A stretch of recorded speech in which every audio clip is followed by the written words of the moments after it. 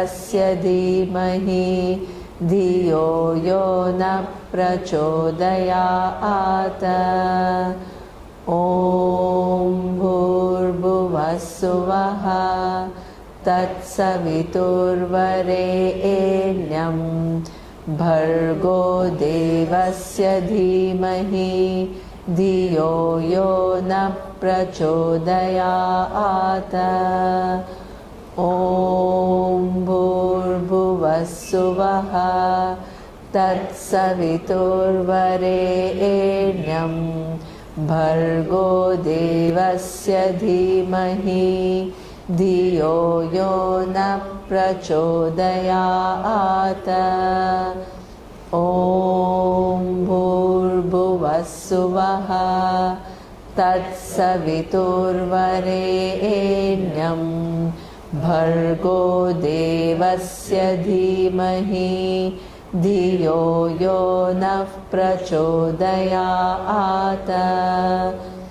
ॐ भूर्भुवः स्वः तत्सवितुर्वरेण्यं भर्गो देवस्य धीमहि धियो यो नः प्रचोदयात्।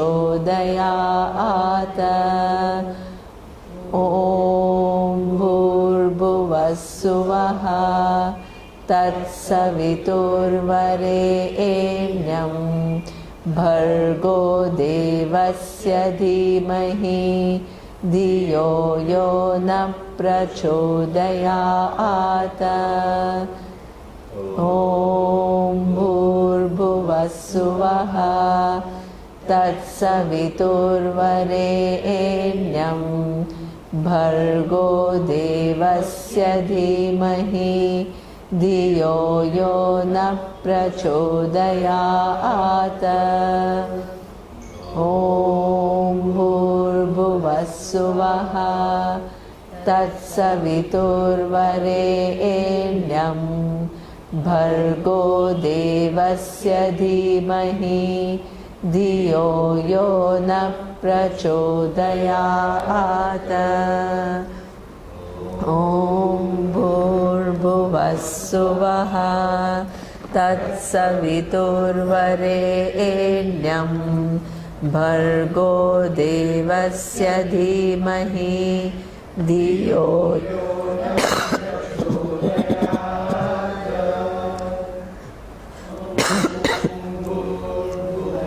स्वः तत्सवितुर्वरेण्यं भर्गो देवस्य धीमहि धियो यो नः प्रचोदयात्।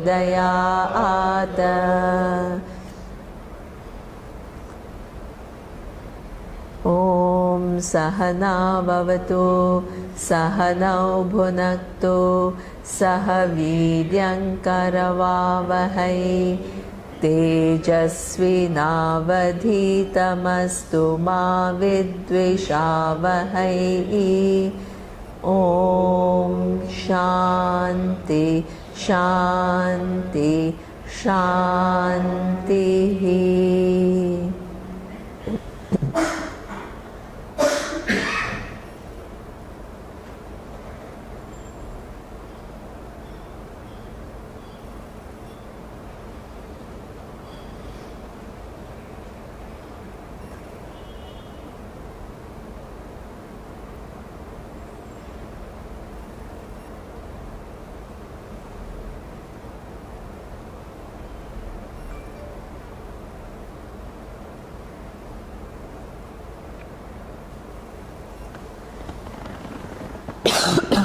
So last time we were doing ahimsa, and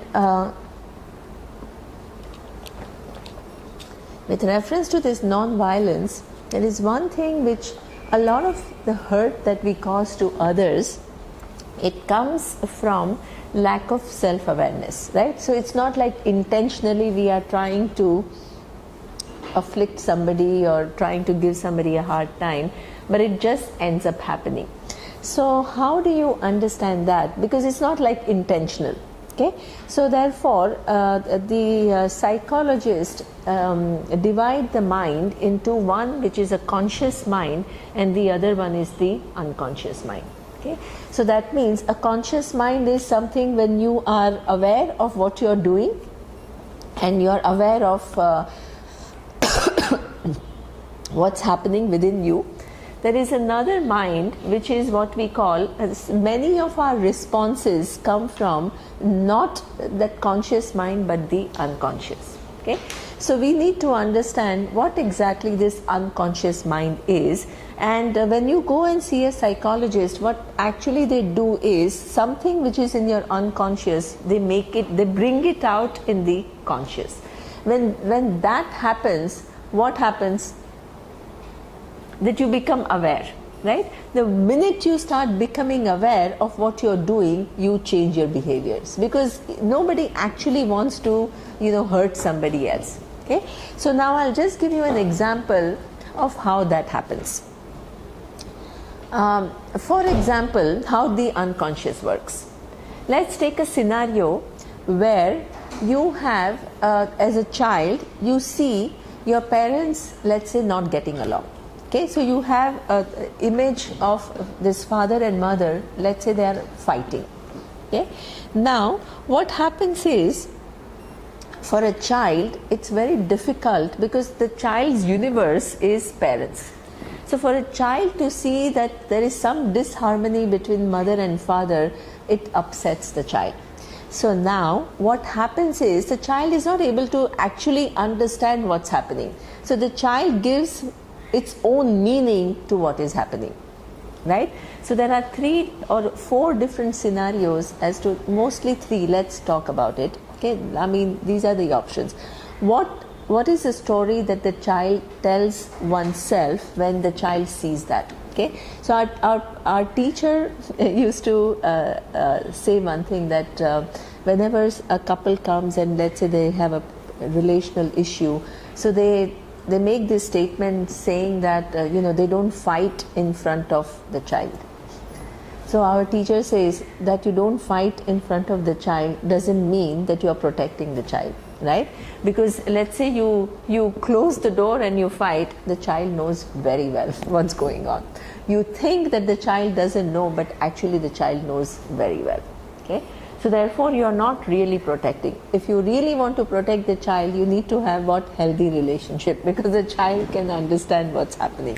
Discord, the child understands. Okay, when the child sees not harmonious relationships, one thing that the child does is, one response is that the child attributes that disharmony to oneself.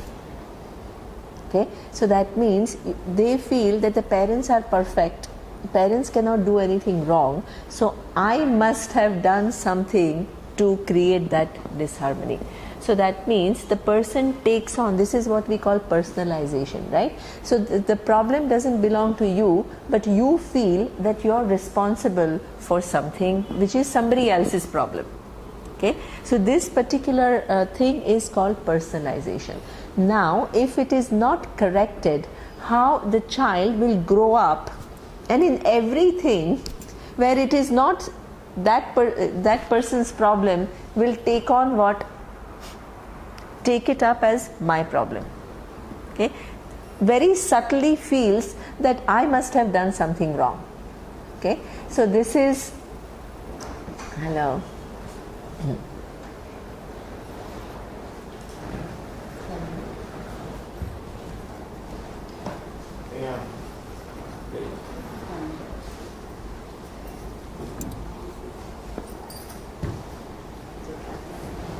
Namaste.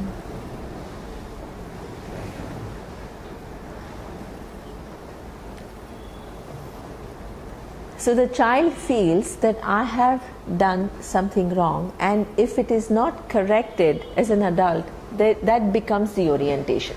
Okay, that's one response.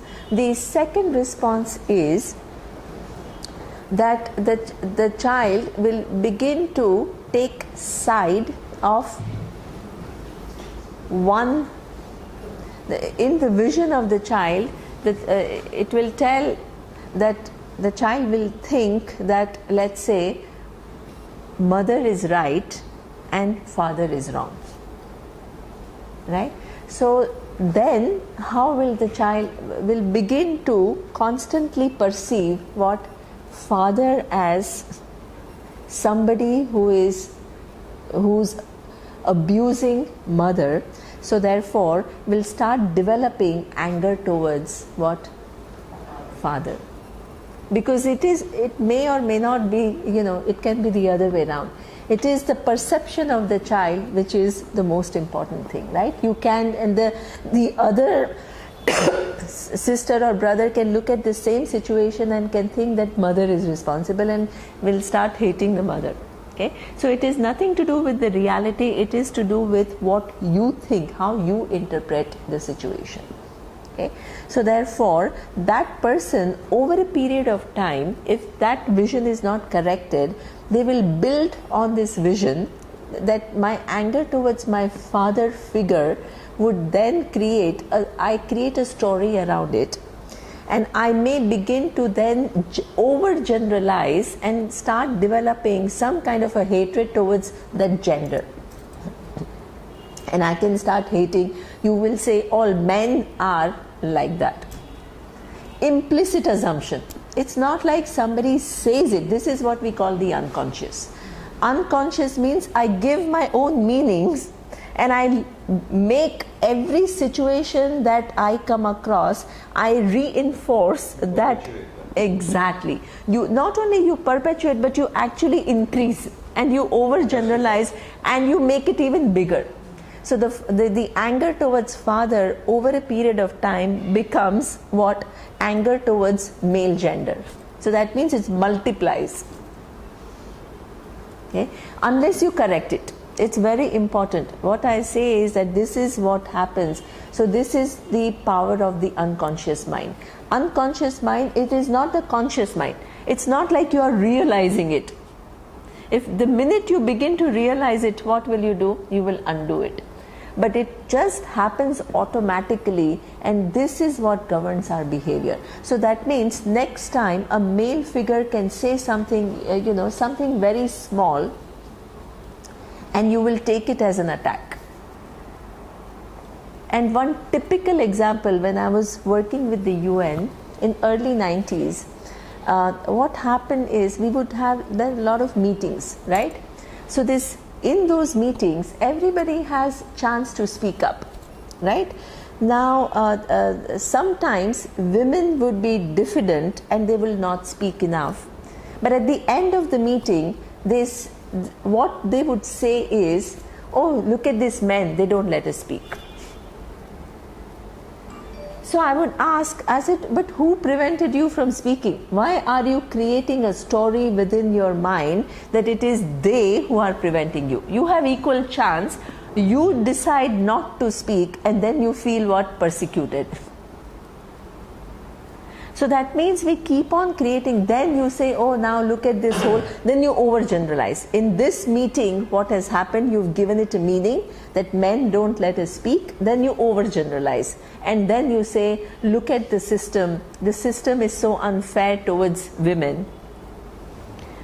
Look at our promotions, men get preference. So you build on this story and you create your own view of the world.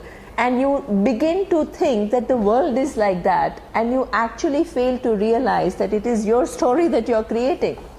And every input that comes from external world, you reinterpret it to suit that, and you make your own vision multiply over a time. And when that happens, the whole mentality that you have is being a victim. You feel persecuted.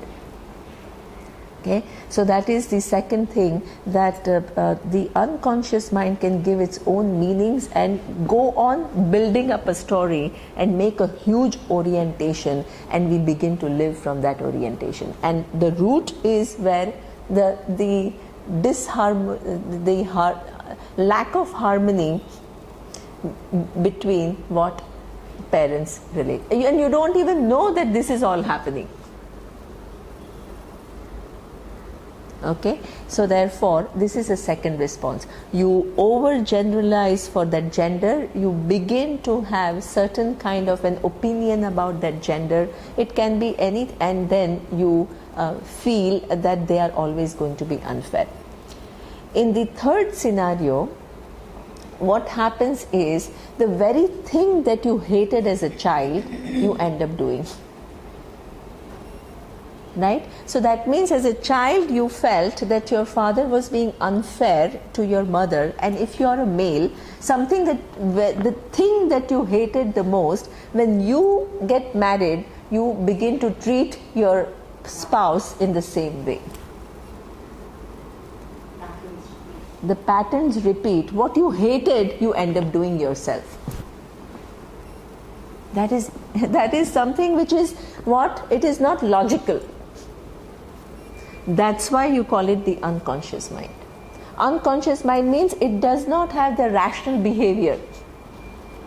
So that means most of the time during the day, we operate from our conscious mind, and we are very logical, we are very lucid.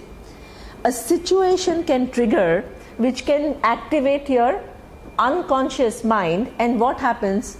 You lose all your rationality and you begin to respond in a completely irrational manner. You become angry, you become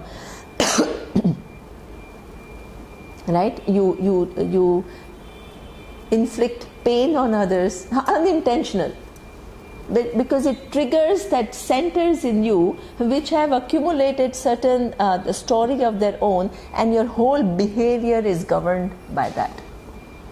So therefore, now when that episode is over, the person himself or herself may recognize that this is something which is inappropriate, because the rational mind recognizes it. She's shocked, not liking herself. Exactly. Then the person may apologize and say, I'm really sorry, but that saying sorry doesn't mean that it will not repeat again. Why? Because there are two minds. One is the conscious mind and the other one is the unconscious mind. So the conscious mind recognizes this is an inappropriate behavior and would say sorry, but unless you actually pay attention to the unconscious mind, you will keep on repeating that behavior again and again and again, helplessly. So therefore, no education where the person doesn't need to be told, don't do this, because the person knows that it is not an appropriate behavior. If you want the person to change the behavior, what do you need to do? You need for the person to recognize that there is a parallel process which is happening, and when those centers are triggered, the behavior stems from that center.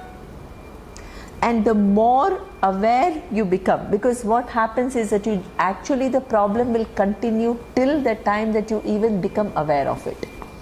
The minute you become aware and you begin to see, oh my God, my whole behavior is through a story that I have created, you need to stay with that story. You need to look at the validity of the story, a child's story. And you have to recognize how you're building up. And then you have to do what? Cognitively, you have to undo the story. And you have to tell yourself, yeah, these are the assumptions that I have made, these are the generalizations that I have made, they have no truth. So now I'm not going to act from this picture, I'm going to act from what? My conscious mind.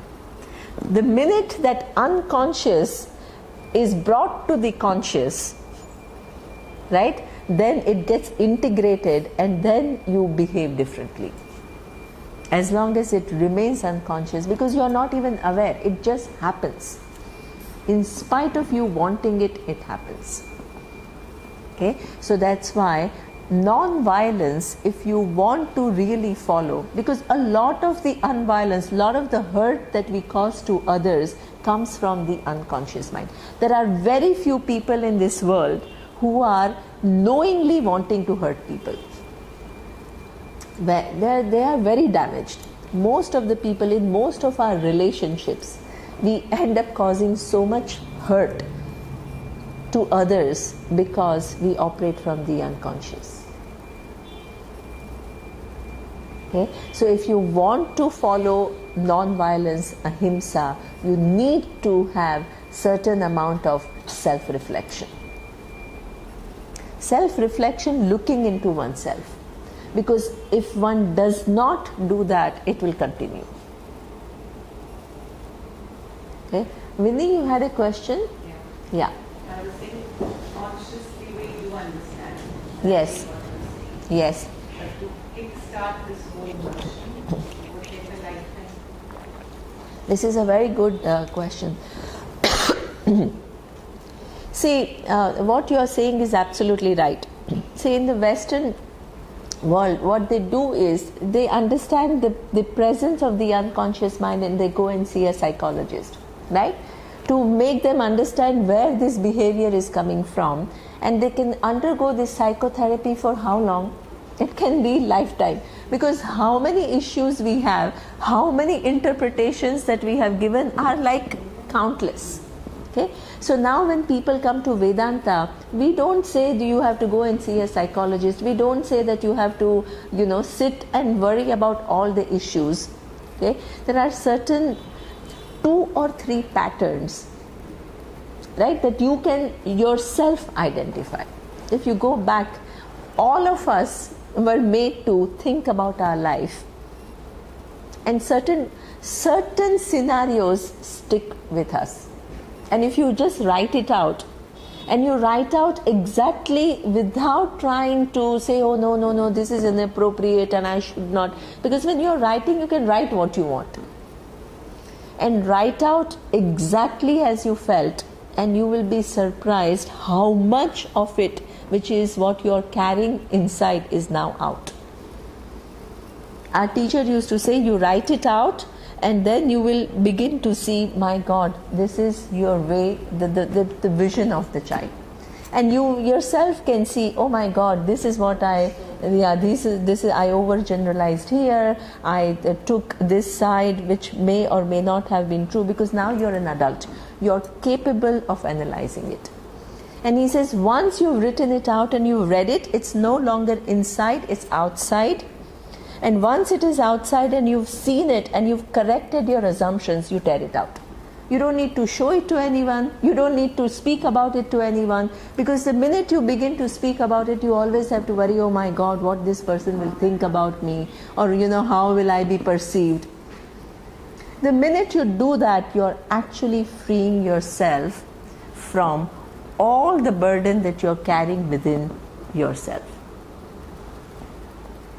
And it's a very, most of the people don't want to do it, but it's a very important exercise.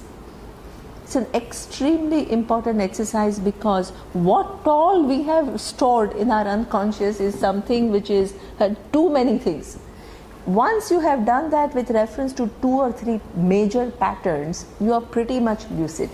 Even if that mode of thinking comes back, you can correct it. You can detect it and you can correct it. Okay? Then what happens is, you don't need to worry about anything. Anytime any other situation triggers some kind of a response in you which is not in proportion to what is required, you know that there is something which is what you are creating a scene, you are creating a build-up. That's when this going back to your childhood you don't need to do. There is this whole new method of Western psychology, which is a very important method, which is what we call cognitive psychology. Without going back to your childhood and what happened and what is your orientation, you just say, now in this particular thing, okay, how much is a fact and how much is my story? What are the assumptions that I'm making? What are the generalizations that I'm making? Are they true or they are not true? And the minute you start doing it, you will see how much you, just by being aware, right, you will be able to correct your thinking and align it to the truth. Okay, so I used to tell a story. It's a very simple story which I used to read as a child, right? The name of the story, it was in Gujarati, and the name of the story was Ardho Papad, right? Ardho Papad is half papad. And it is actually, as a child, it fascinated me. This story really fascinated me, because there was this whole scenario where there was, Jamanvar. Jamanvar means people are sitting and somebody is coming and they are serving, and they are serving food. So one person went to a Jamanvar and the food was being served. So everything was being served, and also what papad is an essential thing that people eat. So papad was also being served. So this person was sitting in the center and he was seeing or everybody was around, and he saw everybody got one full papad and he got half papad, and then everybody got full papad. So while he was observing that, he felt, what was his interpretation? He felt insulted. He created a story within himself ke badhane, everybody got full papad, I got half papad. Then he started building on that story and said, this person, the host, he wanted to insult me. He gave everyone this full papad and gave me intentionally this half papad. And how rude of him to humiliate me like this. And I'm going to show him the lesson as to how it is to publicly humiliate somebody. So that means during this whole food eating, he was only operating from what? Anger, hurt, feeling of what? That he was insulted. That was something which was occupying his mind. When he went home, he continued to build on this story, and he says, this is totally unacceptable. I cannot let this person do this, right? So I have to teach him a lesson. And so how should I teach him a lesson? He says, I'm going to do Jamanvar, and I'm going to invite everyone, and I'm going to serve him half papad in front of everyone. So he says, okay, but to do such a big Jamanvar, I don't have enough money. So he says, no, but I have to work really hard. So for 5 years, he worked so hard and saved enough money to do what? Jamanvar. And then he says, okay, now this is the time that I'm going to get back to him. So he called everyone, he was invited, and then for everyone what? Full papad was served, and for him half papad was served, and he was now saying, now let me watch what his reaction is going to be. For this person, it was what? A non-event. The person didn't even notice that I was served half papad, and this person is waiting for him to react, and he was just happily eating away, and he was talking to everyone. And at the end he says, oh my God. He went up to him and said, so you didn't feel anything? He says, what? I didn't feel anything. What? He didn't even know what was the subject matter. He said, during this time, what you did to me. He said, what? I didn't do anything to you. It was not at all in my mind. Okay? And he was trying to teach him a lesson for something which was what? Not a problem. This is how so many of the things that we carry within ourselves, some hurts that we carry within ourselves, some anger that we carry within ourselves, some amount of fears that we carry within ourselves, some amount of feeling of abandonment that we carry within ourselves. Okay, they are, and we build on that, and we create a huge story, and we act based on that story when we are operating from the unconscious mind. And so that means the whole process is to distinguish between what? Facts and your own build-up. The stories that you tell. Events happen, but the story that you tell yourself are, they can, and you are not able to distinguish between facts and your additions. The minute you start distinguishing between facts and your own addition, what you are making, you will start correcting it. But the problem is you don't even realize it. It's all mixed up. As long as it is mixed up, you will continue to behave like that. Okay, so therefore, ahimsa, if you want to follow, you need to do a little bit of self-reflection. Okay, so that is ahimsa. The next value that, yeah, yes,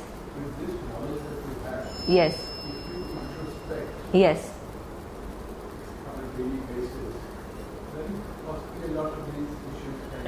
Yes, exactly. So that's why, as I told you, 2 or 3 issues govern our personality. And sometimes, what?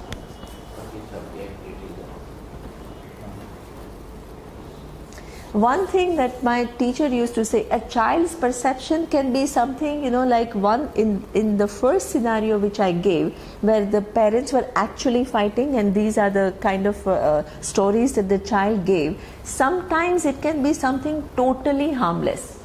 Okay, I have a friend. Actually, she told me, right, that both her parents are doctors, and they would go early in the morning to work. And then, they would be very busy because they were very well-known doctors, so they would be busy. Now, a child, she says, as a child, I felt abandoned. That every morning my parents are leaving me. So in the first scenario, there was some reason. In the second scenario, there was actually no reason at all. But the child believed that I was feeling so abandoned that I said, every morning my parents leave me. And the whole thing, all her relationships as she grew up with her husband, she was totally this vulnerable person who's always wanting acceptance, wanting approval, wanting that acknowledgement, And then what happens? The husband gets what? Irritated, because you become over-dependent. Then you feel what? More abandoned. You write your story and you start living in that story. And you think that this is a reality.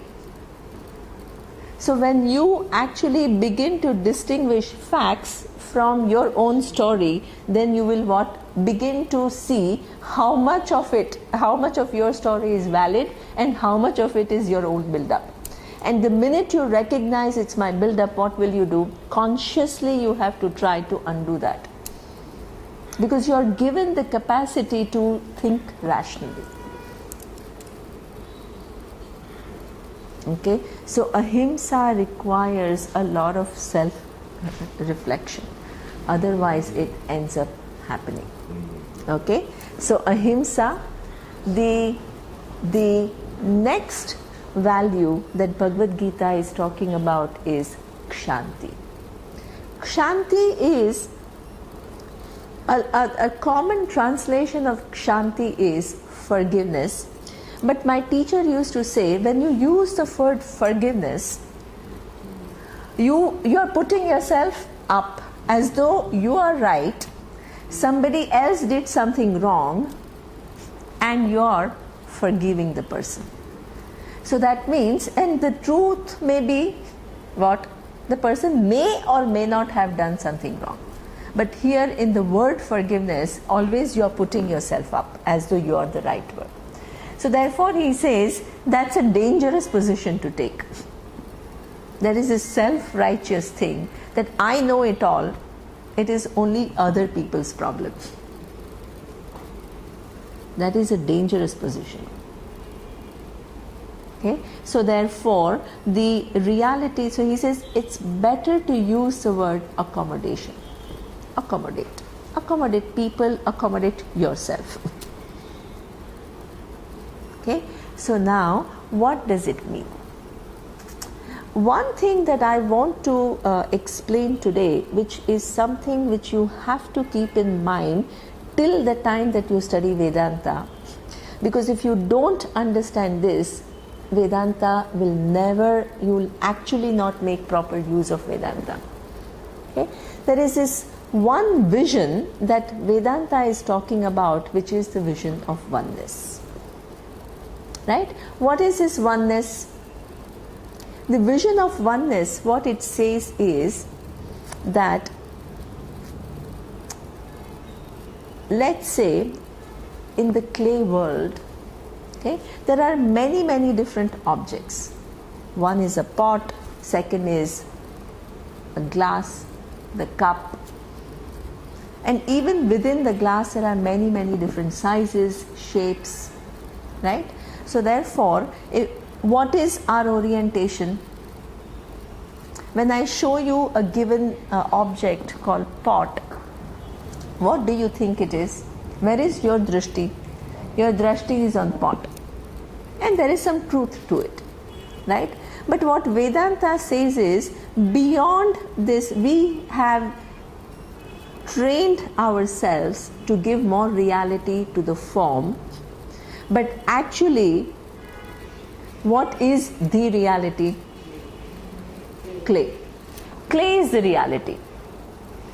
Because imagine that pot, from that pot, if you take out the clay, what will remain? Nothing. You take out the clay from the glass, what will remain? Nothing. When you take out from a cup, take out the clay, what will remain? Nothing. Okay? So therefore, we are not asking you to not see the cup, not see the pot, not see the glass, but what Vedanta says is, retaining those differences, you can see what? One substance, which is clay. That is oneness. That is the oneness that we are talking about. All that is here is one. All the forms are different. Forms are different. We don't need to destroy forms. We don't need to experience non-existence of forms. In spite of the existence of the forms, you can see that one substance which is the truth of all different forms. And that substance, the clay, is it limited by the forms? No. Right? That very clay you can use, you can remold to make something else. So that means, what is the relationship between clay and a pot? The clay exists independently of the pot, but the pot cannot exist independently of the clay. This is what we call Satyam and Mithya. Satya is that which independently exists, and Mithya is that which has a dependent existence. Okay? Now, that Mithya, can it affect Satyam? The size of the pot, the length of the pot, the characteristic of the pot, does it affect the clay? It never does. Right? So that one clay is always free. Being in different shapes and different size, the clay is always free. Okay? So Satyam is always free of Mithya. Okay? Now, when this vision is given, the biggest problem that happens is, so you said, okay, now everything is clay. So now in my Vyavahara, how am I going to use this knowledge? If all these forms collapse into one reality, if I have to transact with you, as opposed to if I have to transact with, let's say, somebody who is, let's say, a criminal. So then what people say is, you have to be what? Same with everyone. Samadrishti. In fact, it is not true. You must understand this. The fact that at that level there is oneness, which is, where is the oneness? At the level of clay. But at the level of form, is there oneness? Are they all identical? They are not identical. Used for different things. They are used for different things. Right? Pot, if you start using for something which is where you actually need a little cup, and you start using the big pot and you say it's all just clay, you will make a mistake. Steel. Right? Steel can be in form of that one little vessel, or it can be in form of what? One door. Can you say, because it's all steel, I'm going to cook with that door? That will create a confusion. Please understand, this is the reason why people don't understand Vedanta accurately. Because it is one, they think they have to relate to all the different forms in the same way. It is not true. When Lord Krishna, he was very lucid. He was teaching Arjuna, all that is here is one. But he saw the difference between Arjuna and Duryodhana. He saw the difference.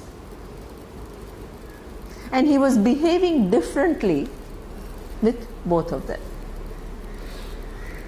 Okay, that oneness cannot be transferred here.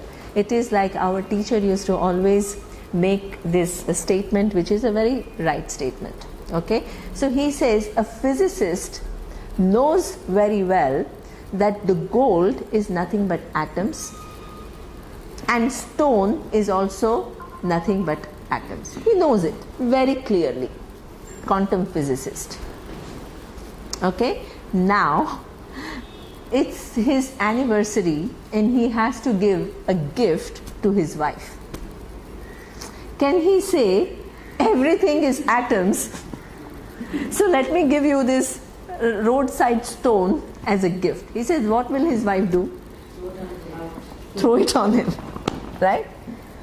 So that means a physicist, because he realizes the stone and gold are nothing but atoms, when it comes to Vyavahara, when it comes to transactional world, he does see the difference between stone and gold. At one level there is non-difference, here there are differences, and you have to be lucid about it. If you transfer that, you create so much confusion in you and you become more mad than a normal person.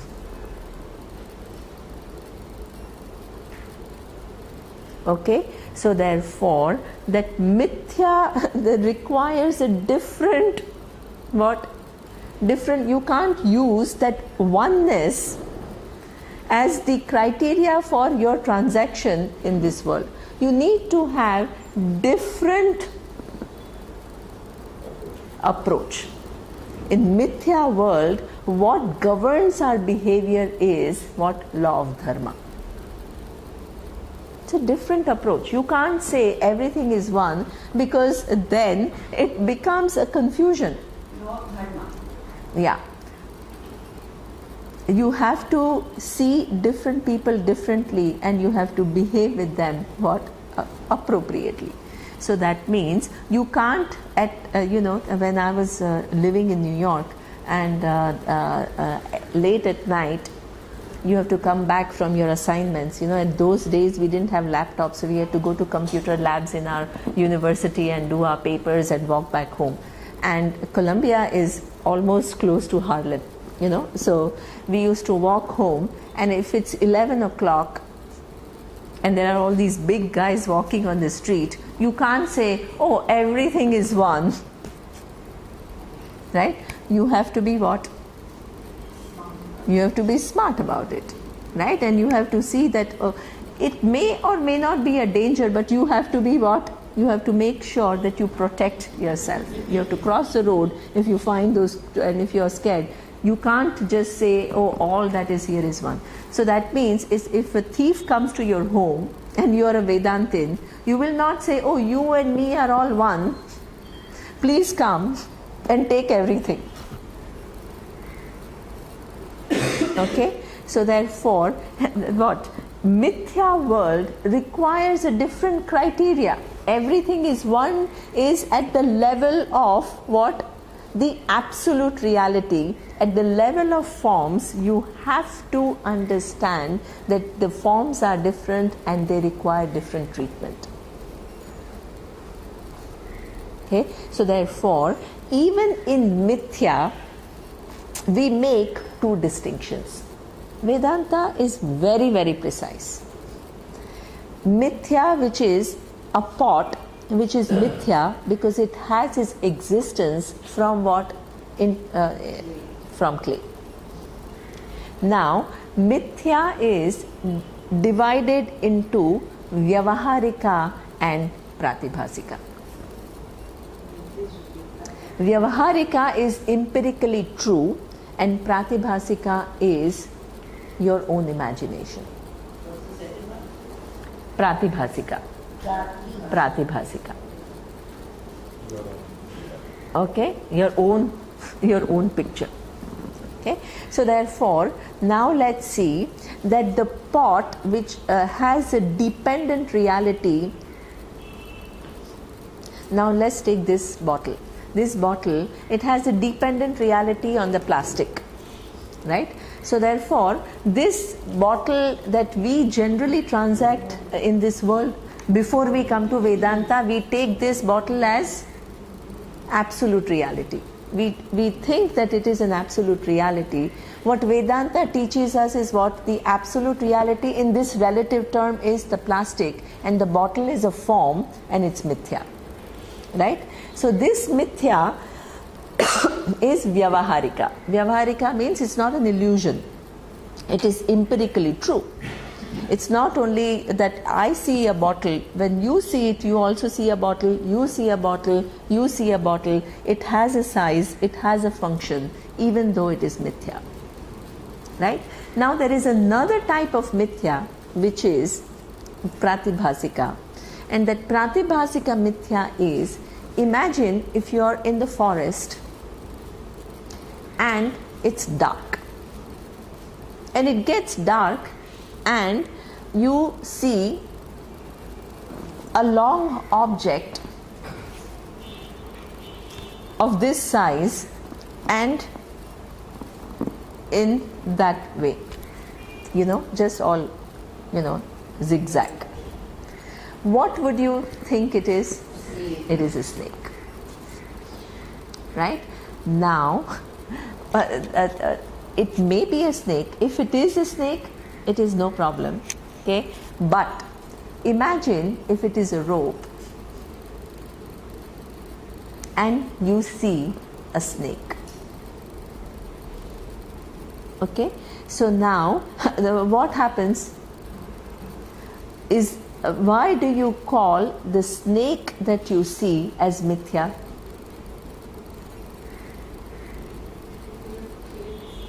Because it meets the definition. What is the definition of mithya? It has a dependent reality. The snake that you see it depends upon what? That form. If there was no formation, you will not see. It's not like you are totally hallucinating. There is something, right, which is there, which has that length, that shape, that size, and you see it as that's what leads for you to make that what? Assumption. That this is snake. So therefore, that snake that you see also has a dependent reality. It depends upon that rope. Okay.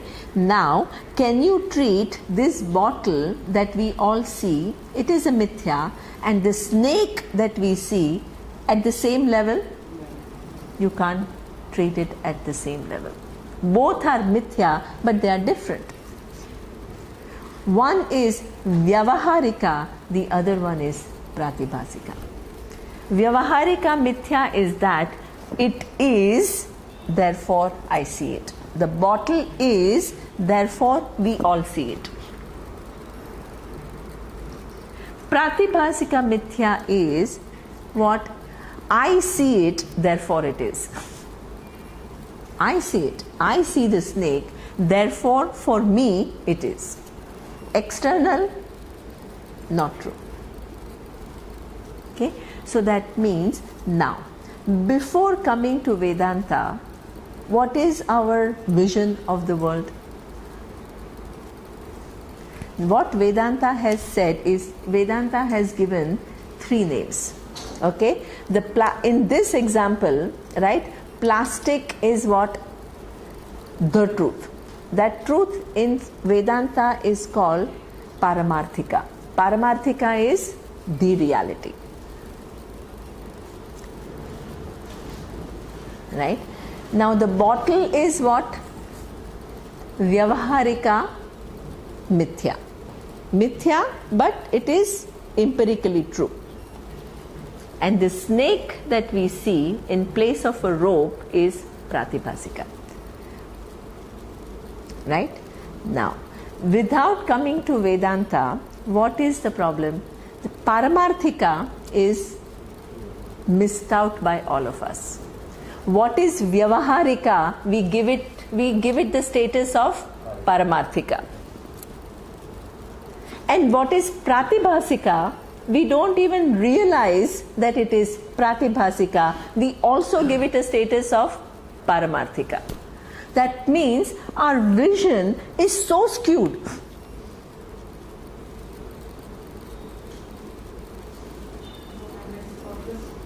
So therefore, as I said, that this feeling of abandonment, which is your own creation, it has got nothing to do with the external reality. That also I begin to think it is the reality. So that means my vision of reality is totally skewed.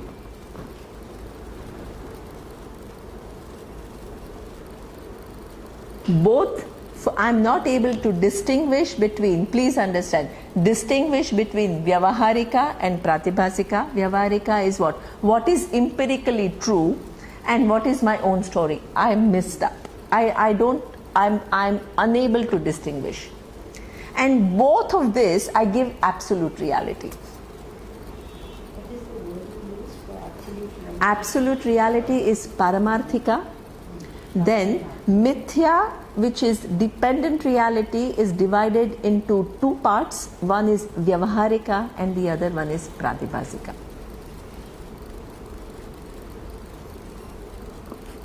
So that means Mithya is taken as Satyam, and there is no distinction between what? Vyavaharika and Pratibhasika.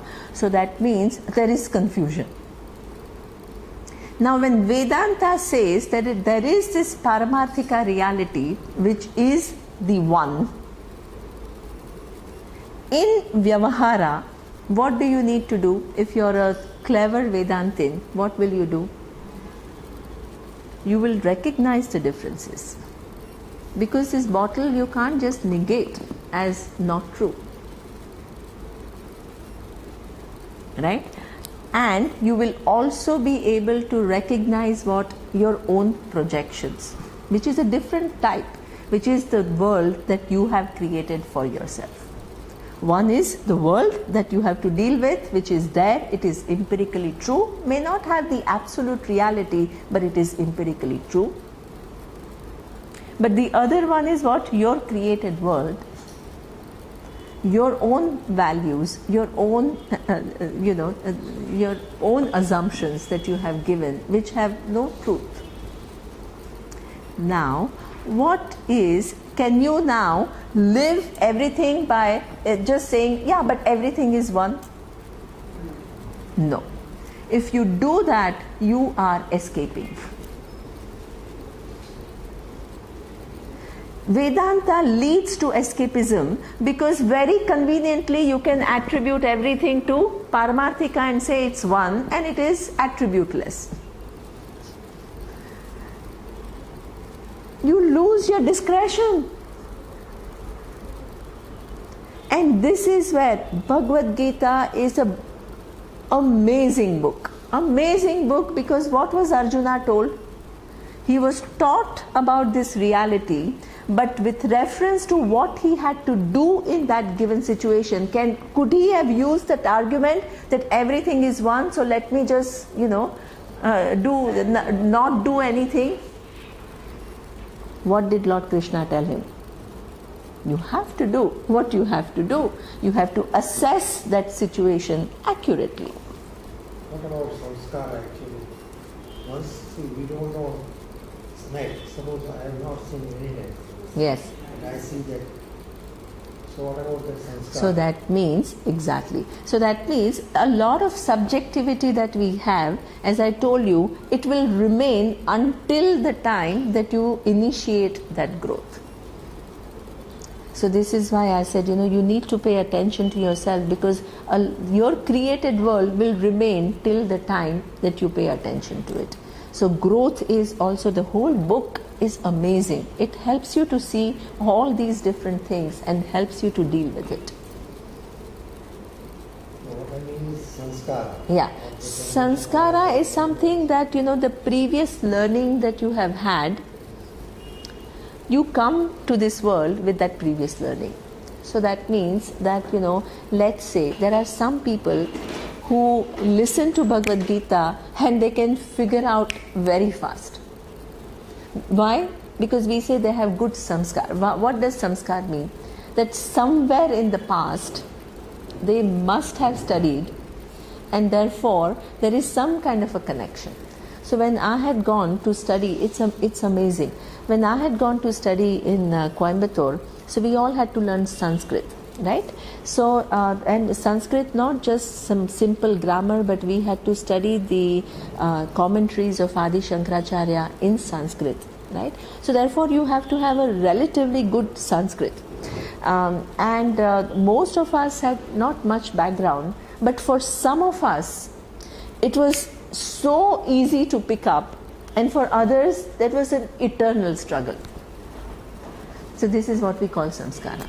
There is something that is giving you an advantage, but that could happen, it's not only with reference to Vedanta, it is something with reference to everything. You go to a class, some person will understand physics very well, naturally, that is all samskara. Something that you have done to develop that faculty, which is now you're born with that. You see a child prodigy naturally coming with some talents which it is just incredible.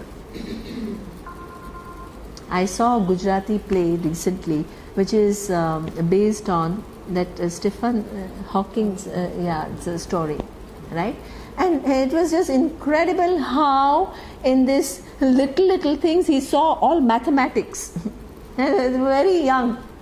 Helplessly he saw, and he found out all the ratios, and how he found out there are some constant ratios which exist in the universe.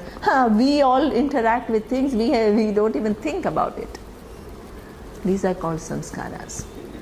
Something that you have done in the past, what you continue with that. It can be when it is a good thing, we call it a samskara. Sometimes we say you can also take on what the samskara for all the confusion. That's like if you walk into a house and there's a dog, I'm scared and I'm running, the other person is going We'll just go. take the dog and one That's how can absolutely. Absolutely. So there is all some things are maybe learned behavior during this, but samskara word when we use it with reference to something that we have come naturally.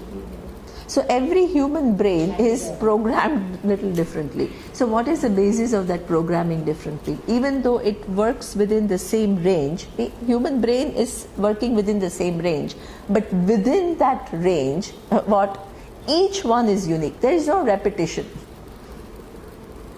So why is it programmed differently? This is what we say samskaras. Right? Now, what I want to highlight is just because, right, there is this oneness, when you have to make choices, let's say in terms of Bhagavad Gita, you can't say because everything is one, so therefore let them all go. that would lead to, then in any case nothing is to be done. If you take it at that level, what is there to be done? Tell me. Nothing. That means you live your life like a robot, do whatever you do, because you need not follow any dharma, and you can say anyway everything is one, and that one reality is not affected by anything. You can kill somebody, anyway it's all one. This is a problem. To take Vedanta responsibly, you have to understand underlying everything is one, but when you live in the world of mithya, you can't justify your actions by saying everything is one. The mithya world, which is the world of forms, is organized in a very intelligent manner. The world of forms is not just a random coming up of things. It follows laws. The laws that we all know about are what? Simple laws of gravity. Right? The laws of gravity, do they exist within the, they exist within mithya world. They govern how the forms can behave. Can you say that, oh, I don't care about gravity? You can't say that, because it belongs to mithya. Can you say that? If you say that, I will say, okay, now you go out and you jump. You have to align your life to the laws. All these, and once you first is you have to understand what governs mithya world, which is the laws. Then the second thing is you need to align yourself to these laws. Once you begin to align yourself to these laws, you can use your creativity, right? When you understand the law of gravity, the first thing you will do is what? Not jump out of this window, because you understand that you will hurt yourself. But it doesn't end there. If you really understand the laws of gravity and you think about it, the very laws you can use to send what? Spaceship in space.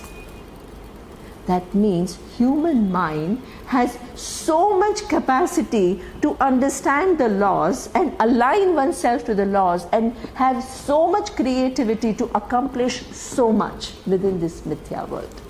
There is no end. So therefore, you can't just lightly say this is all mithya, this is all mithya. This is a problem that people have. Now, in addition to that, there is another thing which is very critical to our own living. In the mithya world, there are two laws which are extremely critical to our living a meaningful life and an aligned life. One is law of dharma and the other one is law of dharma. It is all within mithya world. What is law of dharma? Law of dharma is that one thing is very important to understand, dharma is ethics. Ethics is something which is not only Bhagavad Gita talks about. Ethics is something that a whole humanity. You look into Greek philosophy, you look into Roman philosophy, you look into any. Ethics is something that is talked about by everyone. But people, when they listen to me, they ask me, so is there any difference between how the Western world looks at ethics and how we look at ethics? So there is one essential difference which you must understand. There is one essential difference, and that is when philosophies in general talk about ethics, they talk about ethics as what? Your personal responsibility. So that means what? You decide your behavior according to certain norms that you have created for yourself. So that means it's entirely personal. right? Now, for some thinkers, ethics is like a social contract. Social contract means we live in a society and we decide that in order for us to live in harmony, we should what? Not harm each other, we should not, cheat each other, right? So therefore, this is what we call, we human beings, we sit and we come up with certain norms. And these norms get reflected in what? The laws. Every country has a legal system. And in that legal system, what? If you have done this, they define. You will get what? 3 years of prison.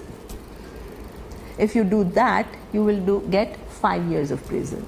In some other country, the laws could be different. It's not 3 years prison, but your hand will be chopped. This is their law. So that means it is a human construct that in order to live in the society with a certain harmony, these are the rules. That is what we call, the legal system comes from that social contract. Okay? According to Vedanta, ethics is neither just your personal decision, nor it is a social contract. It is something, it is like the laws of gravity, there is a law of dharma. Means it is equally there, affecting everyone, whether you recognize it or not. The minute you harm somebody, whether you are an Indian or you are an American or you are a Australian or you are an African tribe, you have violated that dharma. And you get a price. You have to pay for it. There is a cost. Nobody can escape. These are the rules, what? Which is governing our transactions. If the law of dharma is there, but we are not given the understanding of that law, then can we be held responsible? Actually not. So that means for us, because the law of dharma is there, human brain is born with certain understanding of what is right and what is wrong. So therefore, it is not just my personal choice, it is part of human programming. Everybody comes with it. If there is a law out there, I need to understand it. So I come with that understanding. So as young, in Vedanta we give examples. So that means it's not matter of choice. It is something that you're born with. Okay? So that means that whether you're in Africa or you're in America or you're in India or you're in Australia, every child, without being educated from the parents, from the teachers, from any religion, the child knows, I don't want to be hurt and others don't want to be hurt. The child knows, I don't want to be lied to and others don't want the same from me. The child knows, I don't want to be cheated and others don't want the same from me. It is not an external input, please understand. It is part of the programming of the brain. So this is a huge statement that we make, which actually distinguishes us from everybody else. And once we were giving this talk, and somebody asked, how are you making this statement that it is something which is part of human programming, that dharma is existing like laws of gravity and we are given the intuitive understanding? Luckily, the latest studies of neurosciences absolutely confirm with that. So they have found something called mirror neurons. There is something which is within our mechanism there is something what we call a neuron system. Imagine, right? You have pain, you have cut your knee here, and you feel the pain. How do you feel the pain? The pain is here, message is given, right? So that means there are what, and then the message is sent to your brain, and your brain is what is interpreting it, right? And says, oh yeah, this is pain, and then you decide to do something about it. So that means there is a whole mechanism, there is a whole circuit which sends the messages, and then you interpret those messages and you act on it, right? So this is how the whole system is working. There is an actual physical circuit. Now imagine, so this is how the neurology works. Now imagine a child sees another child being hurt. So that means, is it one's own circuit? No. But the child runs naturally. If the child is not damaged, the child will run naturally to help the other person. Why? Because the child, through mirror neurons, is able to appreciate the fact that just as it hurts me, when the other person is going through that, it also hurts that person. And let me go and help that person. So that means this is what the basis of values. I don't want to be hurt, others equally don't want to be hurt. It is something that the child knows. Okay? Through this system of mirror neurons. Then the second thing which is very important, which is the empirical research. The empirical research, these Americans are just amazing. We Vedantians, we love Americans because they have all kinds of sophisticated research systems to validate whatever we have been saying for thousands of years. Nobody can question us. All the research substantiates what we have been talking about. And we love it. Right? So there is some experiment which was done at Yale University that, is really the ethics something which is an external input, or is it something that we are innately born with? Right? So they did a research, and the research was very interesting. They chose a child of 3 months. 3 months child means the child has not yet received any external input. What can you teach a child? You can't teach religion, parents cannot talk to the child, there are no teachers. 3-month child is just what? With zero external input. Now this child was exposed to one scenario. In that scenario, there was one little child who was eating, and there was a puppet, and he was helping the child in eating the food. That was one scenario. And the 3-month child was made to look at it. That was one scenario, scenario 1. There was a second scenario. Once that was over, there was a second scenario. What is the second scenario? In the second scenario, the little child was eating and the puppet was disruptive. He was trying to snatch the food away, was trying to be giving him a hard time. So the child was made to look at scenario 2. Then the child was, after 2 minutes, 2 things were going on simultaneously. In one case, there is a disruptive behavior, and in the other case there is a cooperation. And how the 3-month child cannot say, I prefer this or I prefer that. You can't speak. So the criteria for what is the natural tendency was where the child looks more. Where is he looking more? Simultaneously is going on what captivates child's attention. 99% of the children were looking at what? Cooperation. That means it is what? part of your innate programming. That 1% must be because of their past sanskara. Yeah, exactly.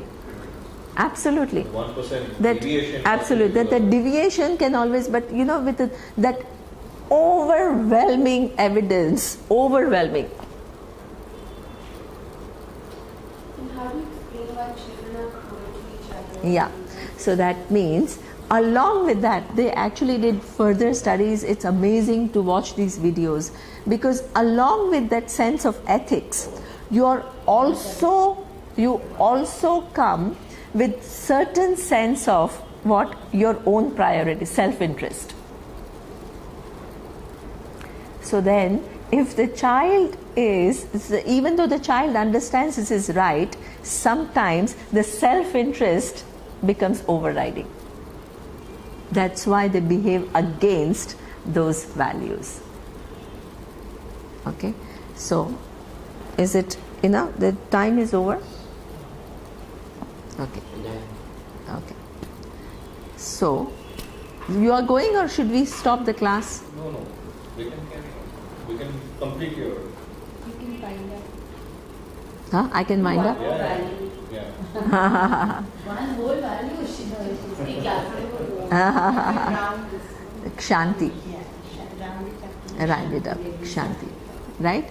So therefore, this is something that dharma is what? In mithya, you can't transgress dharma. If you just say that all that is here is one, and therefore you just behave in whichever way that you like, that is escapism. When you understand the differences and you recognize the differences and you have proper behavior towards different characters, not transgressing dharma, that is accommodation. Okay, that means you are what? Accommodating, but what? Within that dharma. So that means if somebody is violating that dharma, you can't have accommodation for that person, then you have to speak up. Accommodation can never be absolute. There is accommodation. You can understand differences. You can allow for those differences. But at the same time, within the framework of dharma. Any accommodation which actually violates your own values and somebody else's value, that is not really called a real accommodation. Right? So this is Kshanti. You can allow for the differences, you can appreciate the differences, you can learn from differences, but not at the cost of dharma. Shanti is a Sanskrit. Kshanti. Kshanti. Yeah. This is not Shanti Shakara is of the Shanti. It's not Shakara of Shanti, it is Kshama. Kshanti. It is that Ka and Sha together. Ksha. Okay, so with this I am. Okay. Om Purnamadav Purnamidam Purnat Purnamudachyate Purnasya Purnamadaya Purnamevavashishyate. Om Shanti Shanti Shanti. Om Shri Guru Bhyo Namah. Hari Om.